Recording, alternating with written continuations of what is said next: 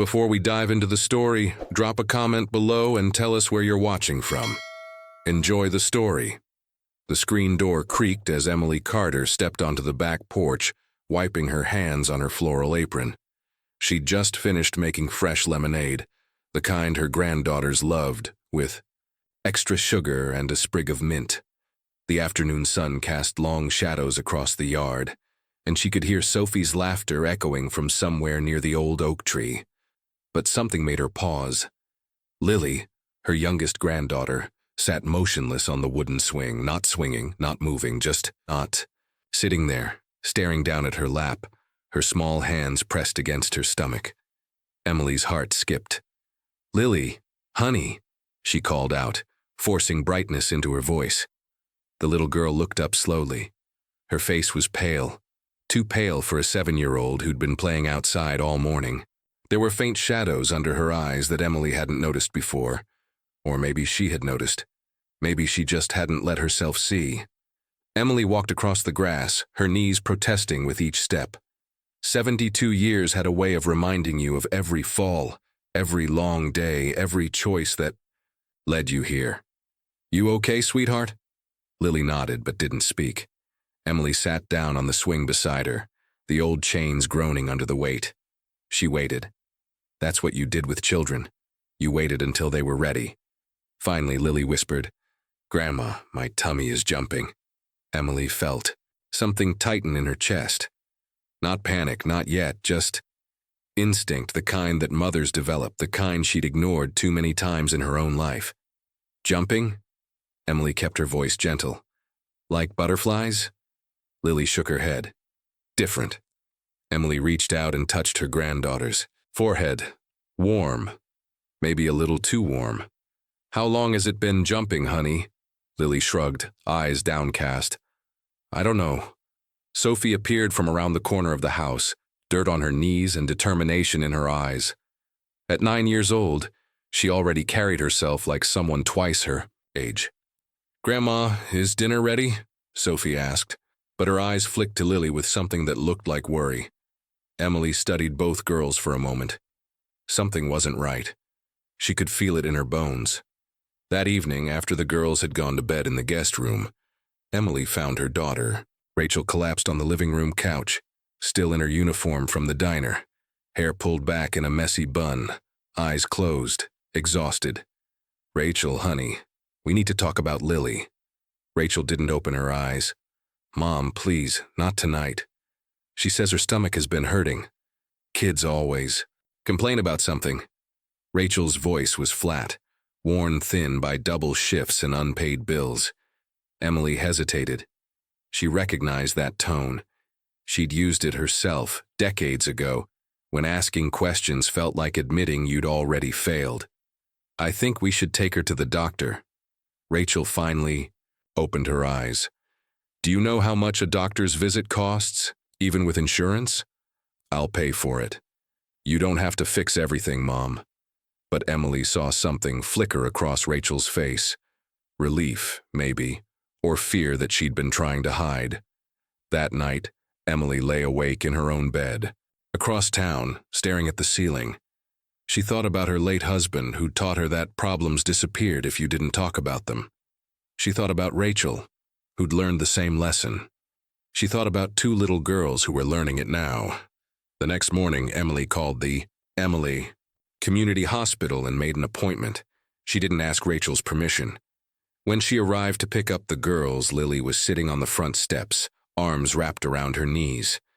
Emily's stomach dropped. The child looked smaller somehow, fragile. "Ready to go, sweetheart?" Lily nodded and stood slowly, pressing one hand against her side. In the car, Emily glanced in the rearview mirror. Lily's breathing was shallow, quick.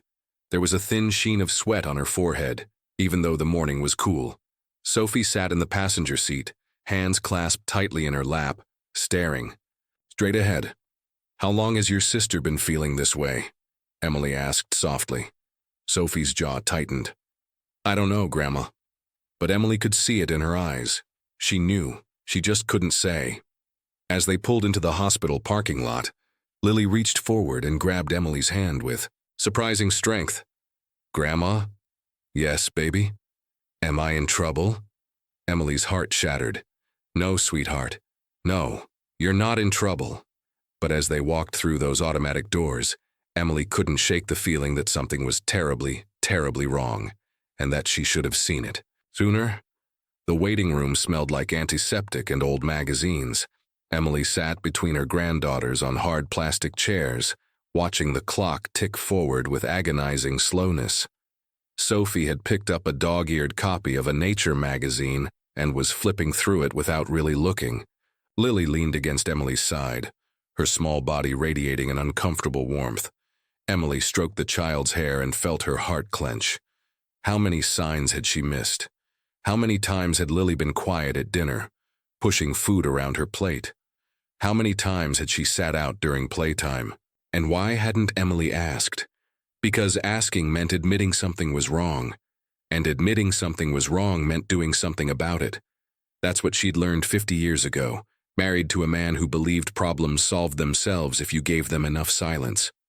She'd taught Rachel the same thing, and now Rachel was teaching it to her daughters.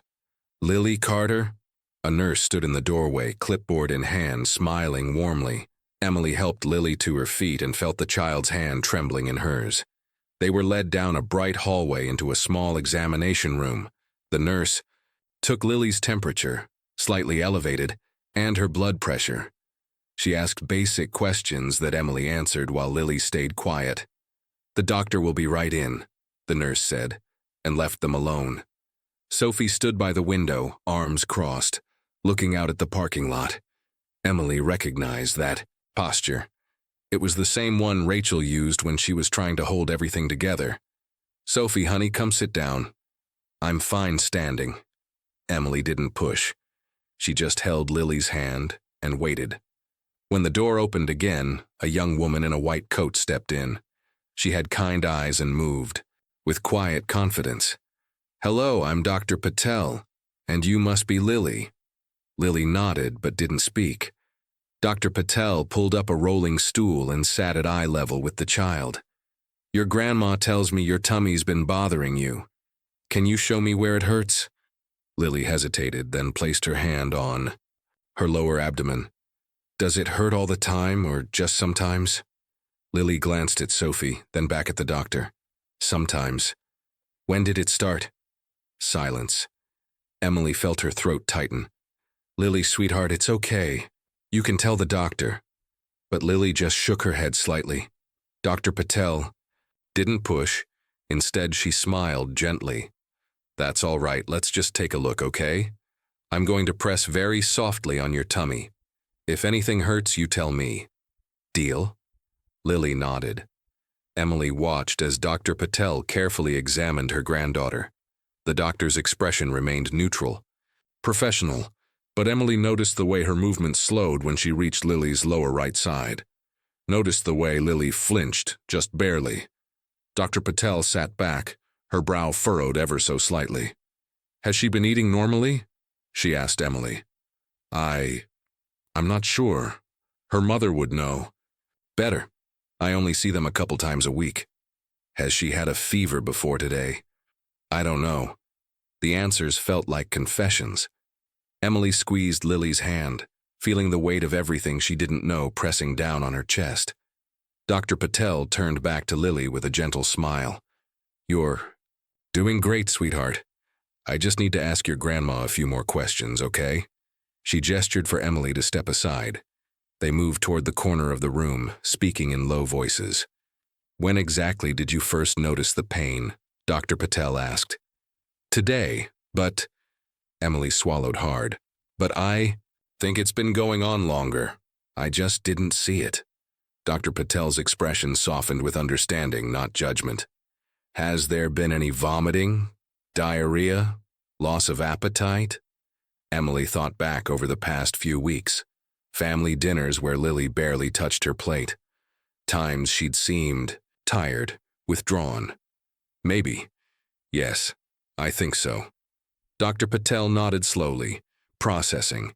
She glanced back at Lily, who was now leaning heavily against the examination table, eyes half closed. "Mrs. Carter, I don't like something here." Emily's blood ran cold. What do you mean? I can't say for certain. Without tests. But this didn't just start today. Dr. Patel's voice was calm but firm. We need to run some blood work and imaging. I'd like to do it now if that's all right with you. Of course, whatever you need. Dr. Patel placed a hand on Emily's shoulder. Try not to worry just yet. We're going to figure this out. But Emily could see it in her eyes. The doctor was worried. As Dr. Patel left the room to arrange for tests, Emily returned to Lily's side. The little girl looked up at her with eyes that seemed too old for her age. Am I sick, Grandma? Emily forced a smile. The doctors are going to help you feel better, sweetheart. That's all. Sophie finally moved from the window. She stood next to her sister, and for the first time that day, she looked like the 9-year-old she was, scared and small. Grandma? Sophie's voice was barely a whisper. Is Lily going to be okay? Emily pulled both girls close. We're going to take care of her, she said, trying to sound more certain than she felt. We're going to take care of both of you. But even as she said it, Emily felt the crushing weight of all the times she should have taken care of them before. And didn't. A different nurse came to take Lily for blood work. Emily started to stand, but the nurse shook her head gently. It's better if she goes with just me. Less anxiety. We'll be right down the hall, and you can see her through the window. Every instinct in Emily's body screamed to follow, but she forced herself to nod. Lily looked back once as she left. Her small hand swallowed up in the nurse's larger one. Emily and Sophie were left alone in the examination room. The silence stretched between them like a canyon. Sophie sat in the chair Lily had vacated, picking at a loose thread on her jacket. Emily watched. Her granddaughter's face, the way her jaw was set tight, the way her eyes stayed fixed on her lap. Sophie? The girl didn't look up. Honey, has Lily been sick for a while? Sophie's hands stilled. For a moment, Emily thought she might answer, but then she just shrugged. I don't know. You can tell me. Whatever it is, I said I don't know. Sophie's voice was sharper than Emily had ever heard it. Emily felt the sting of it but recognized the fear underneath. She'd used that same tone herself decades ago, when questions got too close to truths she wasn't ready to face. She sat down next to Sophie and waited. Through the small window in the door, Emily could see nurses moving past, doctors consulting clipboards, families waiting just like them. How many of them were sitting on the edge of something terrible? How many were pretending everything was fine until they couldn't anymore? 20 minutes crawled by before the nurse brought Lily back. The little girl had a small bandage in the crook of her arm and looked even paler than before. She did great, the nurse said warmly. Didn't even cry. But Emily noticed Lily's eyes were red-rimmed. What happens now? Emily asked. Doctor Patel will review the results and probably order some imaging. Someone will come get you soon. Soon turned into an hour. Emily tried calling Rachel twice. The first time it went to voicemail. The second time, Rachel answered, breathless. Mom, I'm in the middle of the lunch rush. We're at the hospital. Silence. What happened?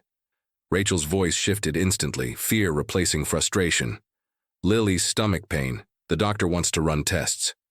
Tests? What kind of tests? I don't know yet. Can you come?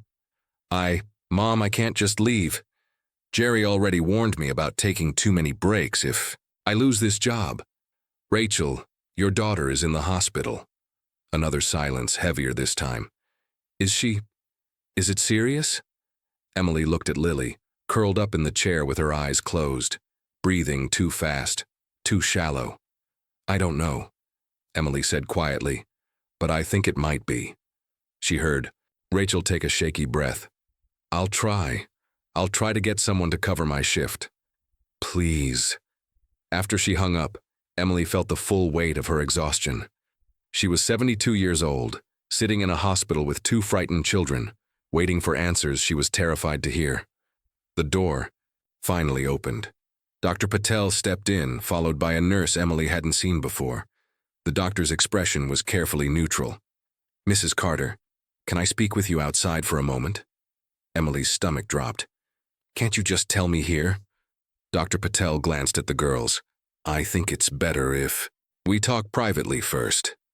Emily's hands went cold. She looked at Sophie. Stay with your sister, I'll be right outside.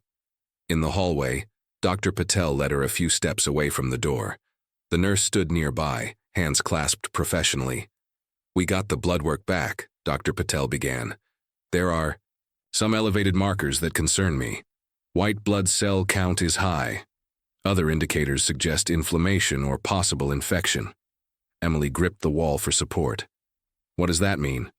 I can't say definitively yet, but combined with the physical exam, Dr. Patel chose her words carefully. Mrs. Carter, when you pressed Lily about when this started, she wouldn't answer. Has she been complaining about pain before today? I don't think so, but I don't see them every day. What about her mother? Would she know? Emily thought about Rachel, working 2 jobs, coming home too tired to do more than collapse on the couch. Maybe, I'm not sure she would have mentioned it. Dr. Patel nodded slowly. I need to be honest with you. This didn't start recently. The presentation, the labs, the way she's protecting that area, this has been developing. Emily felt the world tilt. How long? I can't say for certain, but more than a few days. Weeks? Dr. Patel met her eyes. Possibly. The guilt hit Emily like a physical blow. Weeks. Lily had been suffering for weeks, and no one had noticed. Or worse, they'd noticed and done nothing. What do we do now? Emily's voice cracked. I've ordered an ultrasound and possibly a CT scan. We need to see what's happening internally. I've also contacted a pediatric specialist. If it's what I think it might be, what do you think it is? Dr. Patel hesitated. I don't like to speculate before we have imaging, but I want you to be prepared. This is serious, Mrs. Carter. We're going to need her mother here to make decisions. Emily nodded, unable to speak. The imaging department is backed up, but I'm pushing for them to take her as soon as possible. It might be another hour or 2. Is there anyone else who should be here, her father? He's not in the picture. Dr. Patel's expression flickered with understanding. All right. Then let's get her mother here as soon as we can. Emily returned to the examination room feeling like she was moving underwater. Sophie looked up immediately, searching her face for answers. What did she say? Emily forced a smile she didn't feel. They just need to do a few more tests, honey, nothing to worry about. But Lily, eyes still closed, whispered, I'm scared, Grandma. Emily sat down and pulled her close. I know, baby. I know. And she was scared too. More scared than she'd been in, years. Because deep down she knew this was her fault. All those times she'd taught Rachel to stay quiet, to not make waves, to handle things alone. All those times she'd looked away from problems because looking meant dealing with them. Now her granddaughter was paying the price.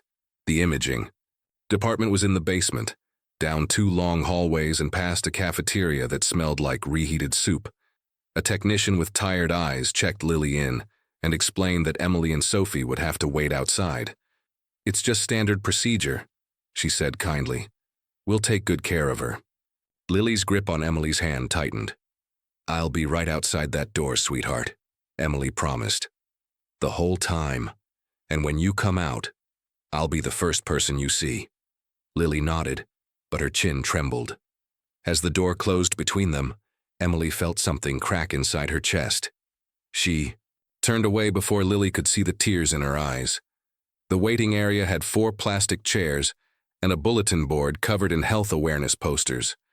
Sophie immediately pulled out her phone, an old hand-me-down Rachel had given her for emergencies.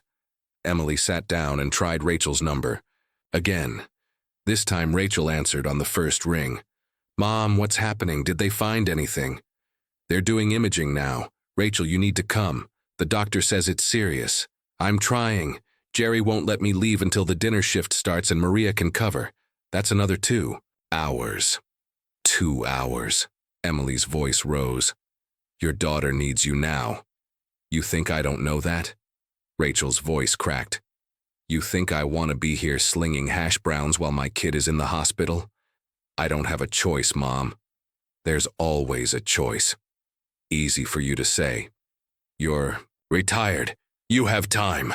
I'm drowning here and you... Rachel stopped herself, breathing hard. Emily felt the words like a slap, but underneath the anger she heard something else. Desperation. Exhaustion. Fear. Rachel, Emily said quietly. Your daughter needs you. Not in 2 hours. Now. Silence, stretched between them. Finally, Rachel's voice came back, barely a whisper. I'll tell Jerry it's an emergency. I'll lose the job, but I'll come. Thank you. Mom? Rachel sounded small, like a child herself. Is she going to be okay? Emily looked at the closed door where they'd taken Lily. I don't know, honey. I really don't know. After she hung up, Emily sat with her head in her hands. 72 years old, and she still didn't know how to fix the damage she'd caused. She'd raised Rachel to be strong, independent, to never ask for help, to handle everything alone because that's what women did. And now Rachel was doing exactly that, handling everything alone until it all fell apart. Grandma? Emily looked up. Sophie was staring at her phone, but her hands were shaking. What is it, honey? Is Mom mad at you? No, sweetheart, she's just scared. We're all scared. Sophie nodded slowly, but didn't look convinced. She's always mad lately, or tired, or both. Emily reached over and took Sophie's hand. Your mom is doing the best she can. Is her best good enough? The question hung in the air like an accusation. Emily didn't have an answer. 20 minutes later, the door opened and a technician wheeled Lily out in a wheelchair. The little girl looked even smaller than before, wrapped in a hospital blanket, eyes glassy. All done, the technician said cheerfully. She was very brave. Emily knelt down in front of the wheelchair. How are you feeling? Sweetheart? Lily's lip quivered. It still hurts, Grandma. I know, baby, I know. They were directed back to the examination room to wait for results. The walk felt endless. Lily dozed in the wheelchair, and Sophie walked ahead with her shoulders hunched. When they got back to the room, a different nurse was waiting with juice boxes and crackers. Thought she might be hungry, the nurse said kindly. But when Emily offered them to Lily, the child just shook her head and curled up on the examination table. Another hour crawled by. Emily watched the clock, watched her granddaughters, watched the hallway for any sign of Dr. Patel or Rachel. Her back ached from the uncomfortable chairs, her head throbbed, but none of it mattered compared to the fear that was growing with every passing minute. Finally, footsteps in the hallway. The door opened. Rachel burst in, still wearing her dinner uniform, name tag crooked, hair falling out of its bun. Her eyes were wild, searching. Where is she? What happened? What did they find? She stopped when she saw Lily on the table, pale and small and so terribly fragile. Oh, God. Rachel crossed the room in 2 steps and gathered Lily into her arms. Baby, I'm here. Mommy's here. Lily started to cry, soft, tired sobs that broke Emily's heart. It hurts, Mommy. I know, baby, I know. I'm so sorry. Emily stood back, watching mother and daughter, feeling the weight of 3 generations of failure pressing down on her shoulders. Sophie stood in the corner, arms wrapped around herself, watching with eyes that had seen too much. A knock on the door. Dr. Patel entered, followed by the nurse from before. The doctor's face was serious. Ms. Carter, I'm Dr. Patel. Thank you for coming. She glanced at Emily, then back at Rachel. We need to talk about your daughter's test results. Rachel pulled Lily closer. Just tell me what's wrong. Dr. Patel sat down, her movements deliberate and calm. The imaging shows a significant abdominal issue. There's inflammation, possible infection, and signs that this has been progressing for some time. How much time? Rachel's voice was barely audible. Several weeks at least. Rachel's face crumbled. No, that's not. She would have said something, she would have told me. Dr. Patel's expression was gentle but firm. Children don't always tell us when something's wrong, especially if they think they'll be a burden. The words hit like a hammer. Rachel looked at Lily, really looked at her, and seemed to see for the first time how thin she'd gotten, how pale, how scared. I tried, Rachel whispered. "I've been trying so hard." "I know," Dr. Patel said softly. "But right now we need to focus on what happens next." Dr. Patel pulled up a chair and gestured for Rachel to sit. Rachel sank into it, still holding Lily, who had gone quiet in her mother's arms. "The ultrasound and CT scan show an inflamed appendix," Dr. Patel began. "But it's not a typical acute appendicitis. This appears to be chronic, meaning it's been inflamed for an extended period." Emily felt her knees weaken. She gripped the back of Rachel's chair for support. "What does that mean?" Rachel asked. "Chronic?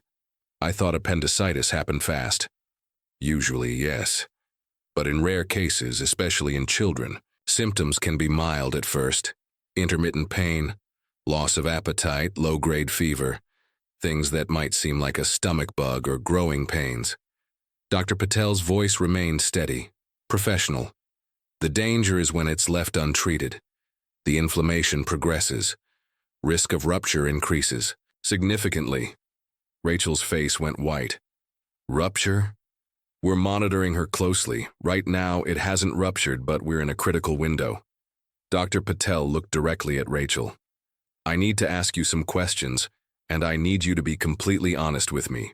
When did Lily first complain? About stomach pain?" Rachel's hands trembled. I don't remember exactly. Maybe a few weeks ago? She said her tummy hurt a couple times, but kids always say that. I gave her antacids. I thought it was just..." Her voice broke. "I thought it would go away." "Did she have a fever?" "Maybe once. I don't know. I work nights sometimes, and I'm not always there when she goes to bed." Dr. Patel nodded without judgment. "Did she stop eating normally?" Rachel looked at Lily, who had her eyes closed, breathing softly. "She's always been a picky eater. I just thought..." She covered her mouth with her hand. "Oh God, I just thought she was being difficult." Emily stepped forward. "This is my fault too. I saw her at Sunday dinners. I saw her not eating. I should have known." Dr. Patel held up a hand. "Right now, blame doesn't help anyone. What helps is action." She turned to Rachel. "Your daughter needs surgery. Soon." The word hung in the air like a guillotine. "Surgery?" Rachel's voice cracked. "When?" "I've consulted with Dr. Morrison, our pediatric surgeon. He's reviewing the scans now. Given the inflammation level and the duration, we're looking at surgery within the next 12 to 24 hours. Rachel started to shake. Is it dangerous?" Dr. Patel chose her words carefully. "All surgery carries risk, but appendectomies are very common procedures. Dr. Morrison is excellent.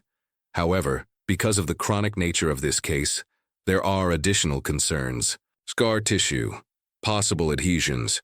We won't know the full extent until we're in there. What if we wait? What if we try antibiotics first?"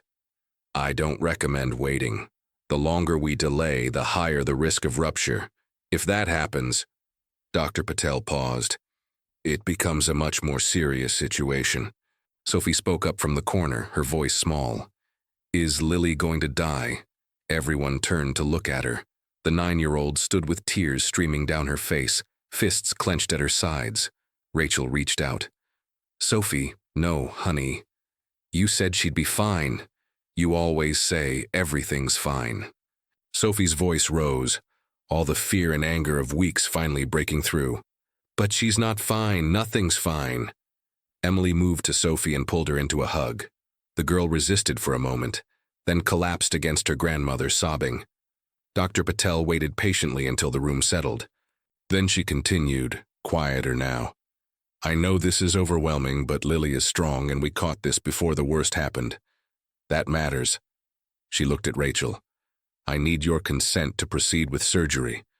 We'll need to admit her tonight, run a few more pre-op tests, and Dr. Morrison will meet with you to explain the procedure." Rachel stared at her daughter, barely breathing. "And if I say no, then you're risking her life." The bluntness of it hit like a physical blow. Rachel bent over Lily, kissing her forehead, her tears falling onto the child's face. "I'm sorry, baby. I'm so sorry I..." "Didn't listen." Lily's eyes fluttered open. It's okay, Mommy. But it wasn't okay. They all knew it. Dr. Patel stood. I'll give you a few minutes. A nurse will be in shortly with admission paperwork. She paused at the door. Ms. Carter, you made the right choice bringing her in today. That might have saved her life. After she left, the room fell into heavy silence. Rachel finally looked at Emily. You knew.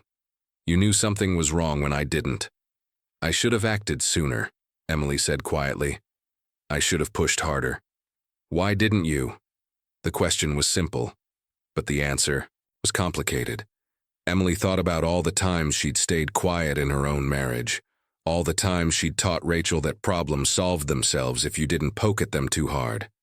Because I was scared, Emily admitted. Just like you were. Rachel wiped her eyes. Some mother I am. Can't even tell when my own kid is sick. You were doing the best you could. My best almost killed her. Rachel's voice was hollow. Emily wanted to argue, to comfort, but she couldn't. Because Rachel was right. They'd both failed. And now Lily was paying the price. A nurse knocked and entered, with a clipboard full of papers. Rachel signed them mechanically, page after page, her hands shaking so badly she could barely hold the pen. Insurance information, consent forms, emergency contact numbers.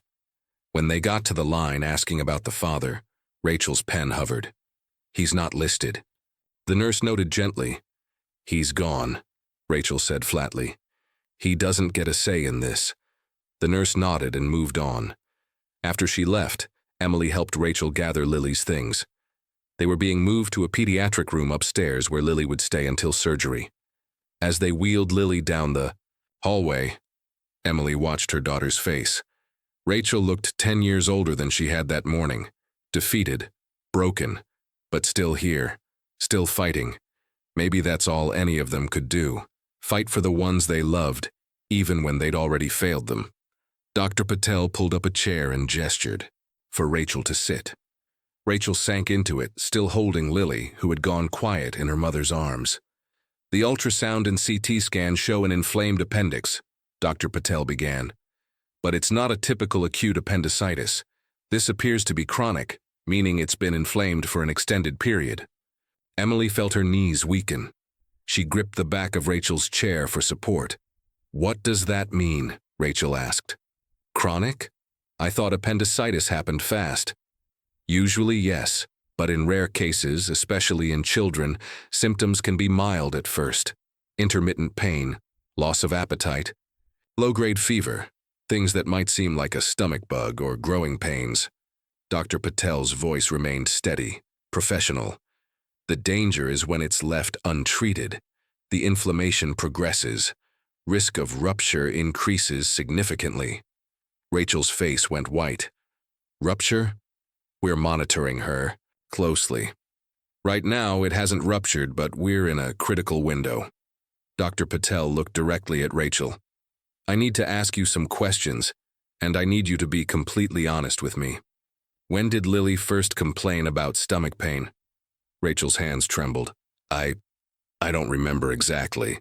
Maybe a few weeks ago. She said her tummy hurt a couple times, but kids always say that. I gave her antacids. I thought it was just... Her voice broke. I thought it would go away. Did she have a fever? Maybe once. I don't know. I work nights sometimes, and I'm not always there when she goes to bed. Dr. Patel nodded without judgment. Did she stop eating normally? Rachel looked at Lily, who had her eyes closed, breathing softly. She's always been a picky eater. I just thought... She covered her mouth with her hand. Oh God, I just thought she was being difficult. Emily stepped forward. This is my fault too. I saw her at Sunday dinners. I saw her not eating. I should have known. Dr. Patel held up a hand. Right now, blame doesn't help anyone. What helps is action. She turned to Rachel. Your daughter needs surgery, soon. The word hung in the air like a guillotine. Surgery? Rachel's voice cracked. When? I've consulted with Dr. Morrison, our pediatric surgeon. He's reviewing the scans now. Given the inflammation level and the duration, we're looking at surgery within the next 12 to 24 hours. Rachel started to shake. Is it, is it dangerous? Dr. Patel chose her words carefully. All surgery carries risk, but appendectomies are very common procedures. Dr. Morrison is excellent. However, because of the chronic nature of this case, there are additional concerns. Scar tissue, possible adhesions. We won't know the full extent until we're in there. What if we wait? What if we try antibiotics first? I don't recommend waiting. The longer we delay, the higher the risk of rupture. If that happens, Dr. Patel paused. It becomes a much more serious situation. Sophie spoke up from the corner, her voice small. Is Lily going to die? Everyone turned to look at her. The 9-year-old stood with tears streaming down her face, fists clenched at her sides. Rachel reached out. Sophie, no, honey. You said she'd be fine. You always say everything's fine. Sophie's voice rose, all the fear and anger of weeks finally breaking through. But she's not fine. Nothing's fine. Emily moved to Sophie and pulled her into a hug. The girl resisted for a moment, then collapsed against her grandmother, sobbing.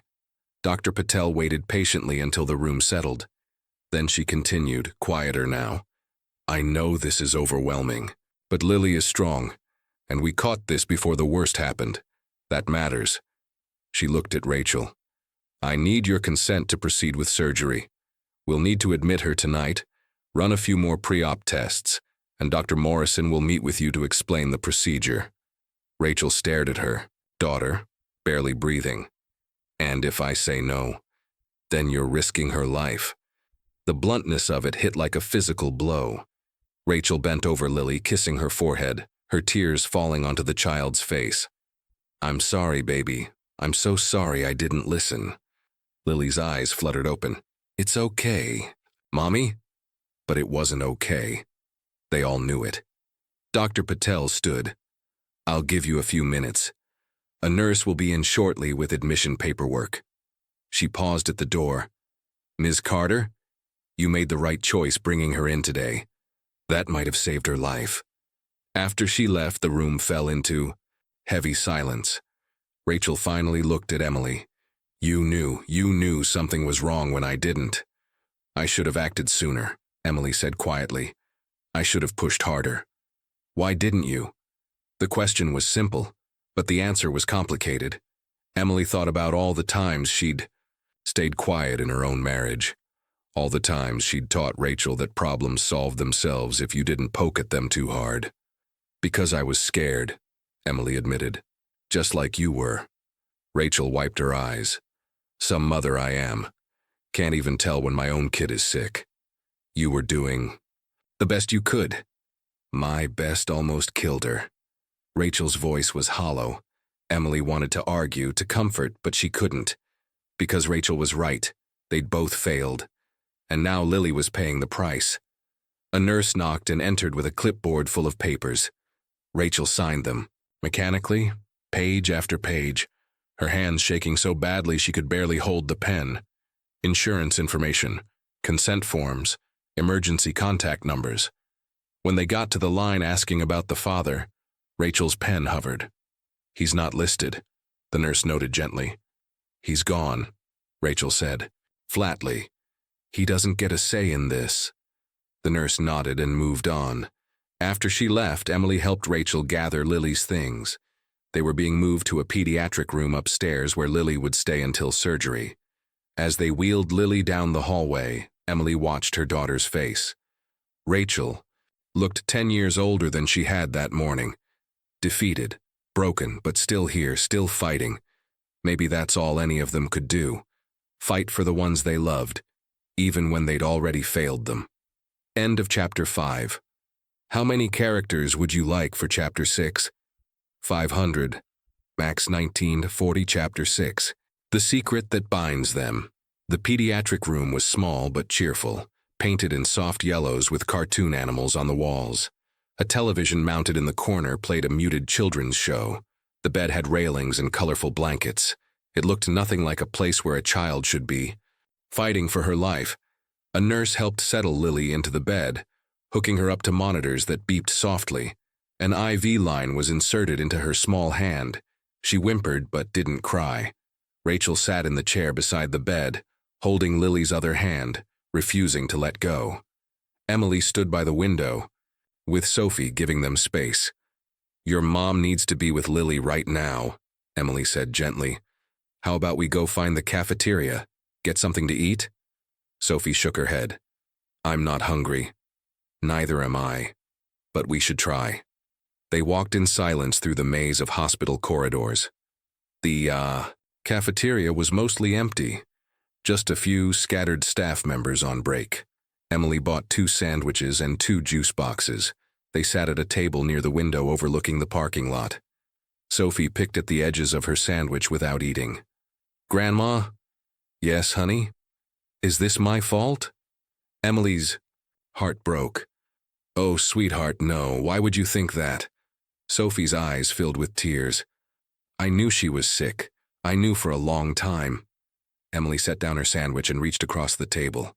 "Sophie, you're 9 years old. This is not your responsibility." "But I should have said something." Sophie's voice cracked. "I should have told Mom." "Did Lily ask you not to?" Sophie nodded miserably. "She made me promise." "Why?" Sophie looked down at her lap, twisting her napkin into knots. When she finally spoke, her voice was barely a whisper. "Daddy said not to talk about it." Emily felt. Ice spread through her veins. "Talk about what, sweetheart?" Sophie's hands shook. "When Lily cried. When she was scared. When things hurt." She looked up with eyes too old for her face. "Daddy didn't like it when we complained. He said we had to be tough, that Mom worked too hard and we shouldn't make things harder." Emily's chest tightened. "And after he left?" "Lily was scared to tell Mom. She thought—" Sophie wiped her eyes. "She thought if she complained, Mom might leave too." The weight of it crushed Emily, a 7-year-old child suffering in silence because she was afraid of being abandoned. A 9-year-old carrying the burden of a secret she was too young to understand. "Sophie, listen to me." Emily moved her chair closer. "You did nothing wrong. Nothing. Your daddy was wrong to ask you to keep quiet. And Lily was scared. But that wasn't your fault either. But I could have told someone. I could have told you. You were scared too, weren't you?" Sophie nodded, tears streaming down her face. Emily pulled her granddaughter into her arms and held her while she cried. "It's okay to be scared. It's okay to not know what to do. You're just a little girl. You shouldn't have to carry this." They sat like that for a long time, Sophie's small body shaking with sobs, Emily holding her and wishing desperately that she could go back in time. Back to when she raised Rachel. Back to when she could have taught her daughter that asking for help wasn't weakness. That silence wasn't strength. But she couldn't go back. She could only move forward. When Sophie finally pulled away, wiping her face with her sleeve, Emily smoothed her hair. "We're going to tell your mom everything you just told me, okay? Not to get you in trouble, but so she understands." "Will she be mad?" "She might be sad. She might be angry, but not at you, never at you." Emily held Sophie's face gently. "And from now on, no more secrets. If something hurts, you tell us. If you're scared, you tell us. If you need help, you ask. That's the new rule."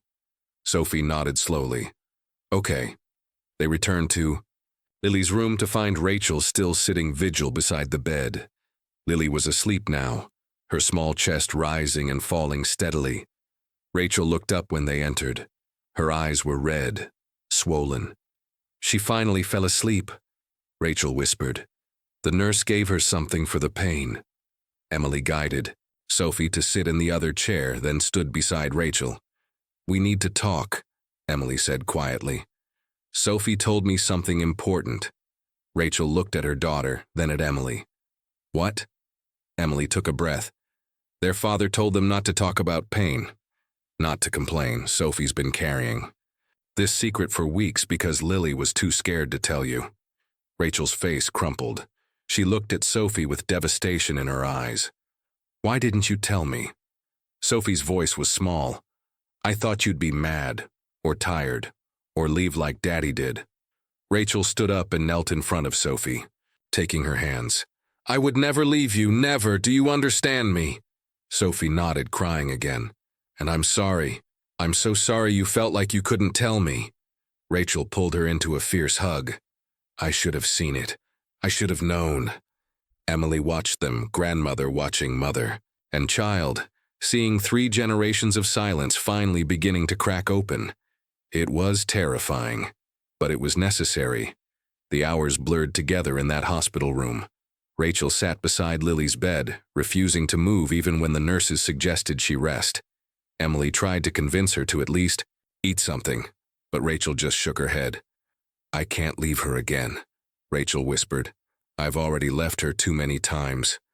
Night fell outside the window. Sophie dozed in the reclining chair, wrapped in a hospital blanket. The monitors beeped their steady rhythm. Lily slept fitfully, occasionally whimpering in her sleep. Around 9 o'clock, Dr. Morrison came in. A tall man with kind eyes and steady hands. He introduced himself and explained the surgery in detail. We'll make a small incision, remove the appendix, clean out any infection. If everything goes smoothly, she'll be in recovery within 2 hours. And if it doesn't go smoothly? Rachel asked. Dr. Morrison didn't sugarcoat it. If there's been a rupture we haven't detected, or if there are complications, surgery will take longer. Recovery will be harder. But we're prepared for that. Rachel nodded, trying to absorb information her exhausted brain couldn't quite process. After he left, Emily finally convinced Rachel to step outside for air. They stood in the hallway, both leaning against the wall. I keep thinking about all the times she said her stomach hurt, Rachel said quietly. All the times I told her to drink water and go play. All the times I was too tired to really listen. You were doing your best. My best wasn't good enough. Rachel's voice broke. What kind of mother doesn't notice her child is dying?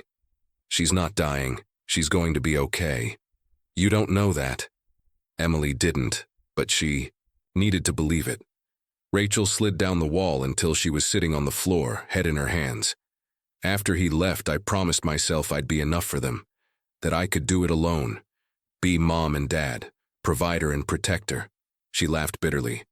I couldn't even be one. Emily sat down beside her daughter, joints protesting. You know what I've learned? Being strong doesn't mean doing everything alone. It means knowing when to ask for help. I didn't know how. I know. Because I never taught you. They sat in silence, 2 women who'd spent their lives trying to be strong enough that they never needed anyone, and failing their children because of it. Mom, Rachel's voice was small. I'm scared. Emily took her daughter's hand. Me too, honey, me too. A nurse appeared at the end of the hallway. Miss Carter, Dr. Morrison wants to move up the surgery. There's an opening in the OR. In 30 minutes. Rachel's face went pale. 30 minutes? That's so soon. Is that a problem? Rachel looked at Emily, panic in her eyes. Emily squeezed her hand. No, no problem. We'll be ready. They returned to the room where Lily was just waking up. When she saw her mother's face, she started to cry. Mommy, I'm scared. Rachel climbed into the hospital bed beside her, careful of the IV lines, and held her daughter close. I know, baby. I know. But I'm going to be right here. When you wake up, I'll be the first person you see. I promise. Will it stop hurting? Yes, sweetheart. It will stop hurting. Emily watched them, mother and daughter, and felt something shift inside her chest. This was what breaking looked like, but maybe breaking was the only way to rebuild something stronger. The pre-op nurse came to prepare Lily for surgery. As she checked vitals and reviewed paperwork, a woman in business casual appeared at the door with a tablet and a somber expression. Ms. Carter, I'm Jennifer Walsh, Hospital Social Services. Do you have a moment? Rachel looked up, confused. Right now? My daughter's about to go into surgery. I understand. This won't take long. Jennifer's voice was professional, cool. It's standard protocol in cases like this. Cases like what? Rachel stood up, defensive. Jennifer glanced at her tablet. Cases involving delayed medical treatment in minors. The words hit like a slap. Emily felt her own defenses rise. Now wait just a minute. Jennifer held up a hand. I'm not making accusations. I'm gathering information. It's my job. She looked at Rachel. When did you first notice your daughter was ill? Rachel's jaw tightened. A few weeks ago, maybe. She complained about her stomach. And you didn't seek medical attention? I gave her medicine. I thought it was nothing serious. Did her symptoms worsen? I don't know. I work 2 jobs. I'm not always home. Jennifer typed notes without looking up. And the father? Where is he? Gone. He left 6 months ago. Does he provide financial support? No. More typing. Emily watched Rachel's face growing paler, more trapped with each question. Who watches the children when you're working? They stay with neighbors sometimes. Or they're old enough to. Rachel stopped herself. Jennifer's eyebrows raised. Old enough to stay alone? Sophie is 9. She's responsible. 9 is below the legal age in this state to be left unsupervised for extended periods. Rachel's hands clenched into fists. I'm doing the best I can. I'm sure you are. Jennifer's tone didn't change. But your daughter has a serious medical condition that went untreated for weeks. I need to understand why. Because I couldn't afford to miss work. Because one doctor visit costs half my paycheck. Because I'm barely keeping us fed and housed. Rachel's voice cracked. You want to know why? Because I'm failing at everything and I don't know how to fix it. The room fell silent except for the beeping monitors. Emily stepped forward. My daughter is not neglectful. She's exhausted. She's alone. She's doing everything she possibly can with no help. Jennifer finally looked up. Mrs. Carter, I appreciate that, but my concern is the child's welfare. A serious medical condition was ignored. Not ignored, Emily interrupted. Missed. There's a difference. The result is the same. Rachel sank into the chair, defeated. What happens now? Are you taking my kids away? Jennifer's expression softened slightly. The first hint of humanity Emily had seen. That's not my goal. My goal is to ensure these children are safe and cared for. We'll be monitoring the situation. You'll need to attend family services meetings. Demonstrate you can provide adequate care. I'm trying to provide adequate care. Then prove it. Jennifer closed her tablet. I'll be checking in after the surgery. We'll talk more then. After she left, Rachel put her head in her hands. They're going to take them. They're going to take my babies. Emily knelt beside her. No, we won't let that happen. How? You heard her. I'm failing every test they have. Then we'll get help, real help. We'll figure this out together. Rachel looked at her mother with hollow eyes. I don't know how to do this anymore. You don't have to know. You just have to try. The pre-op nurse returned. We're ready to take her now. Rachel stood, wiping her eyes, trying to compose herself before Lily saw her crying. But Emily knew the truth. They were all breaking apart. The question was whether they could put themselves back together before it was too late. They wheeled Lily down the hallway on a gurney, Rachel walking beside her, holding her hand. Emily followed with Sophie, who clutched her grandmother's arm tightly. At the doors to the surgical wing, they had to stop. A nurse with a gentle smile blocked their path. This is as far as you can go. We'll take good care of her. Lily's eyes widened with fear. Mommy, don't leave me. Rachel's composure shattered. She leaned over the gurney, kissing Lily's forehead, her cheeks, her hands. I'm not leaving you, baby. I'll be right here when you wake up. I promise. What if I don't wake up? The question hung in the air like a death sentence. Rachel's voice broke. You will. You're strong and brave, and you're going to wake up feeling so much better. Ms. Carter, we really need to go, the nurse said softly. Rachel kissed Lily one more time. I love you so much. So much.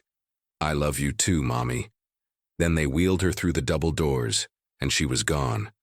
Rachel stood frozen, staring at those doors, until Emily gently guided her to the waiting room. They sat in hard plastic chairs under fluorescent lights that buzzed too loudly. Minutes crawled by like hours. Sophie sat between them, silent and pale. Rachel stared at the wall, jaw clenched. Emily watched the clock. Finally, Rachel spoke. If something happens to her, don't. If something happens to her, it's my fault, all of it. Emily turned to face her daughter. Listen to me. You made mistakes. So did I. So did everyone in this situation.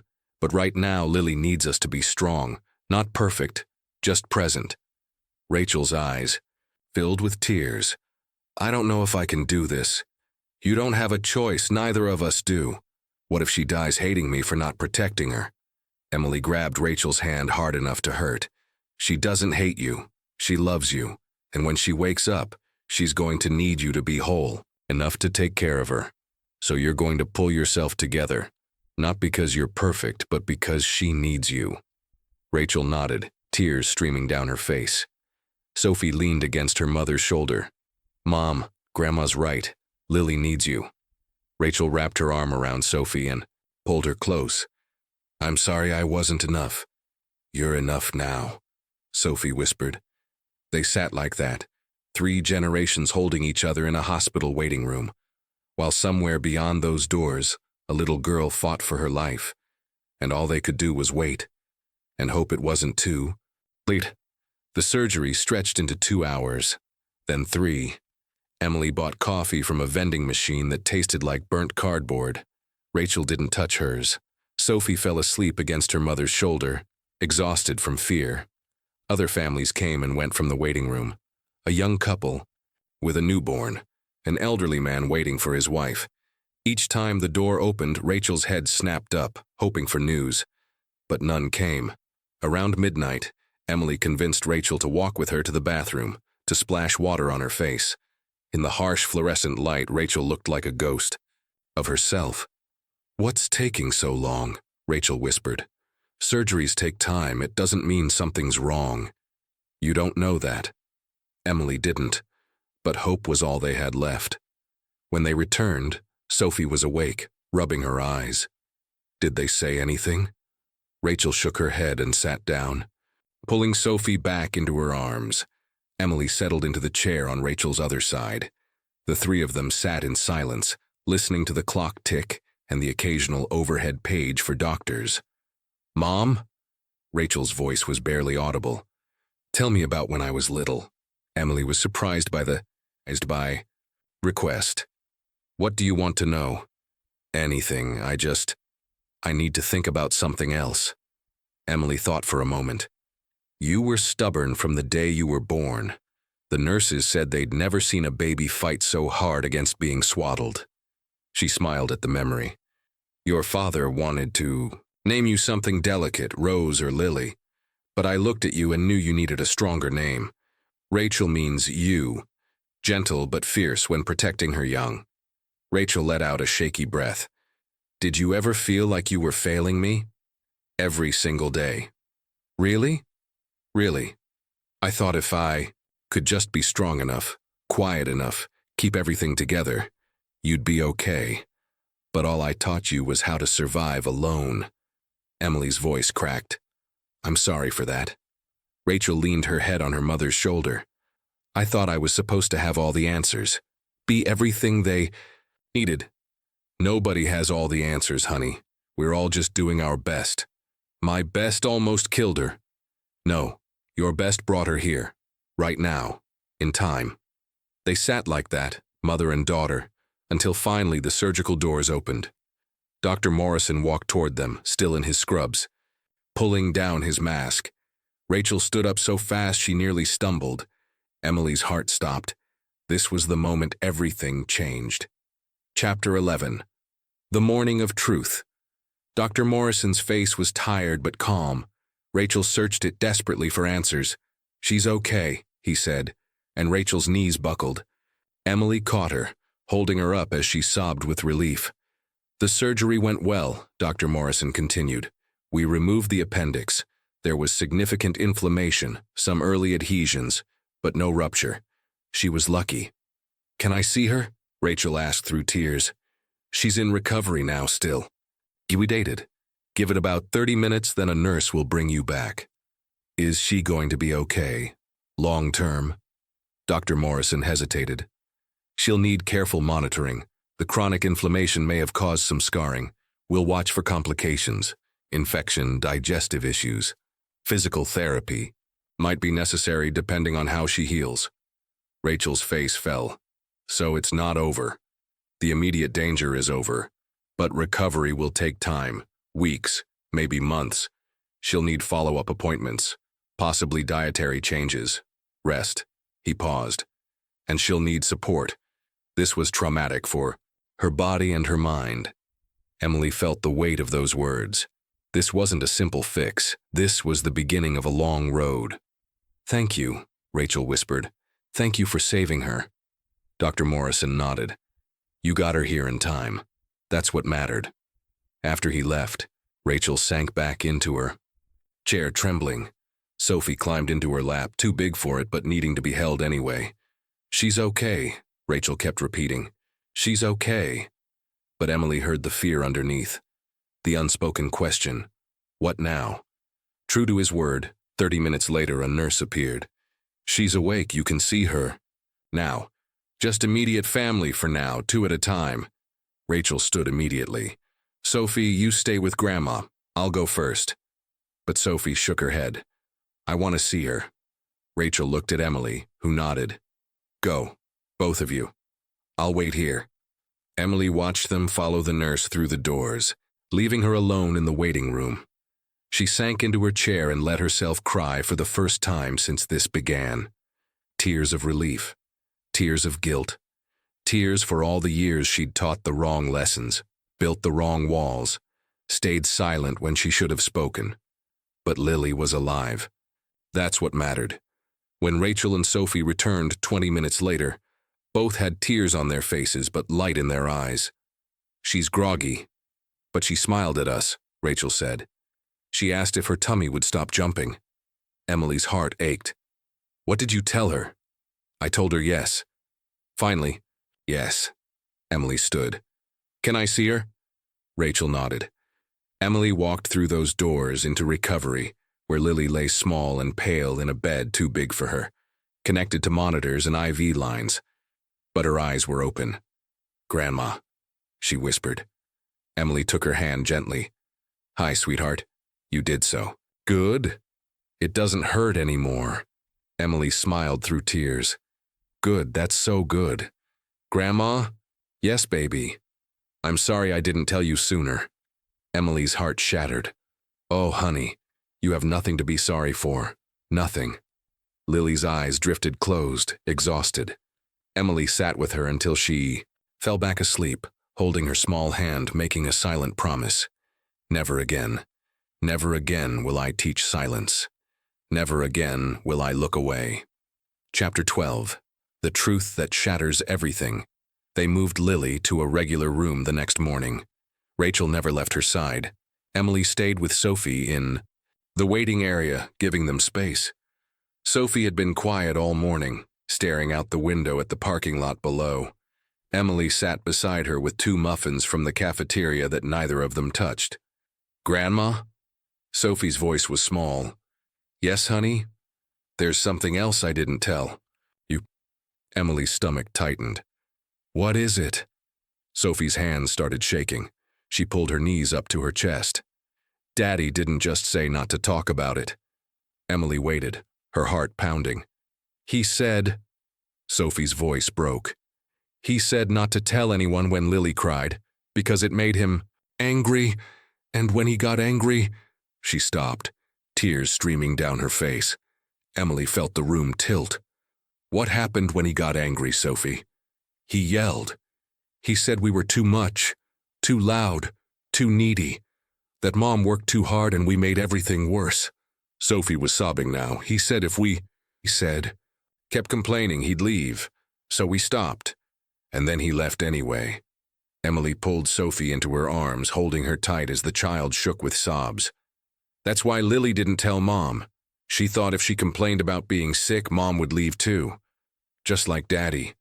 The full weight of it crashed over Emily like a wave. 2 little girls trained to suffer in silence, taught that their pain was a burden, that asking for help meant abandonment. "Does Mom know?" Emily asked gently. Sophie shook her head. "I was too scared to tell her. She needs to know, sweetheart. Not to hurt her. but so she understands. They found Rachel in Lily's room. Lily was sleeping and Rachel sat beside her holding her hand. Emily knocked softly. "Rachel, can we talk?" Rachel looked up, saw Sophie's tear-stained face, and immediately stood. "What's wrong?" Sophie couldn't speak. Emily had to tell her. When she finished, Rachel's face went completely white. She looked at Sophie with devastation in her eyes. "He told you that? He made you afraid to ask for help?" Sophie nodded miserably. Rachel's hands clenched into fists. "That's why she didn't tell me. That's why neither of you said anything." Her voice rose. "He trained you to be silent, and I was too blind to see it." "Mom," Sophie started. "I should have known. I should have seen what he was doing." Rachel was shaking now. "I let him make you afraid. I let him teach you that your pain didn't matter." "You didn't know," Emily said firmly. "I should have." Rachel broke down completely. What kind of mother doesn't see her own children suffering? Emily grabbed Rachel's shoulders. "The kind who was suffering too. The kind who was taught the same lessons you're blaming yourself for teaching them." Rachel looked at her. Mother really looked at her. "You mean, I taught you to stay quiet, to not rock the boat, to handle everything alone?" Emily's voice cracked. "And you taught them the same. It's a cycle, Rachel, and it almost destroyed us all." Rachel pulled Sophie into a fierce hug. "I'm sorry. I'm so sorry. It's not your fault, Mom." "Yes, it is. But I'm going to fix it. I promise you I'm going to fix it." The three of them stood there, holding each other, while Lily slept peacefully for the first time in weeks. The truth was out, and it was devastating. But it was also the beginning of something new. 3 days after surgery, Dr. Morrison came for his final check before discharge. He examined Lily carefully, reviewed her charts, and nodded with satisfaction. "She's healing well.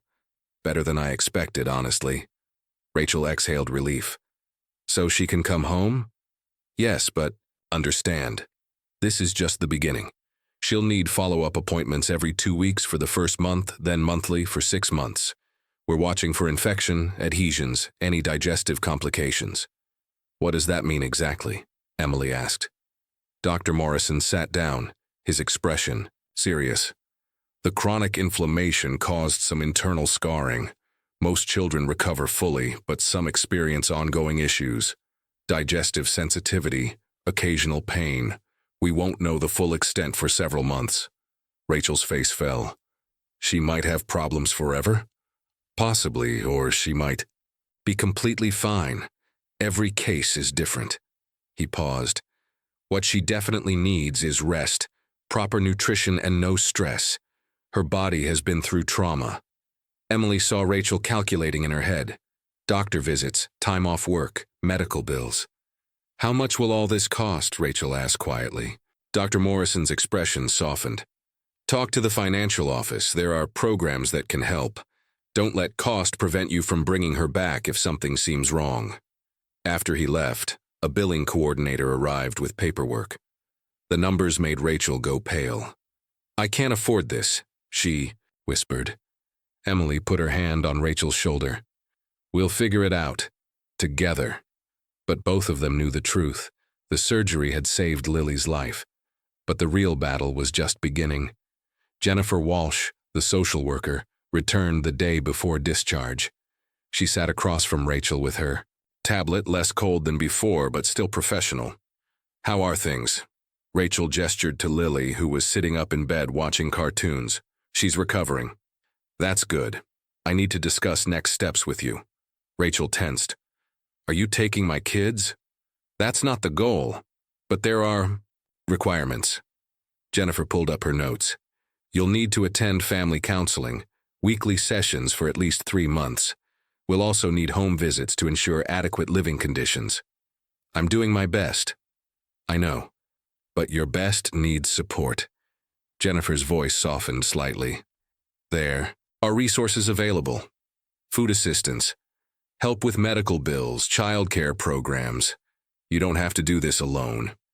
Rachel looked at Emily, then back at Jennifer. Okay. I'll do whatever it takes." Jennifer made notes. Good. I'll send you information this week. She stood to leave, then paused. Ms. Carter? Bringing Lily in when you did, that took courage. Don't forget that. After she left, Rachel turned to Emily. I have to prove I can do this. You will. We will. For the first time, Rachel believed it might be possible. Chapter 15. Learning to Speak. 6 weeks later, life had found a new rhythm, fragile but real. Lily sat on the living room couch with her favorite blanket, no longer pale, no longer holding her stomach. The incision had healed into a small scar she'd shown Sophie with quiet pride. Rachel had cut back to one job. The bills were tight, but Emily helped. Where she could. They'd started family counseling, awkward at first, then slowly necessary. Emily had moved into the guest room temporarily. Some mornings she woke to find both girls curled up beside her, seeking comfort they'd never asked for before. Tonight they sat together at dinner, real dinner, all 4 of them at the table. How are you feeling, Lily? Emily asked. Good, Grandma. My tummy doesn't jump anymore. Sophie smiled. That's because you told someone. Rachel reached across and squeezed both girls' hands. From now on, we tell each other everything. Deal? Deal, they said. Together. Later, after the girls were in bed, Rachel and Emily sat on the porch with tea. I'm scared I'll mess up again, Rachel admitted. You will. So will I. But now we know how to ask for help. Rachel nodded slowly. It's weird. Things are harder now. More doctor visits, more therapy, less money. But somehow it feels lighter. Yeah. Emily looked up at the stars. Because we're not carrying it alone anymore. They sat in comfortable silence, 2 women learning what they should have known all along. They weren't healed, but they were finally honest. And that was enough.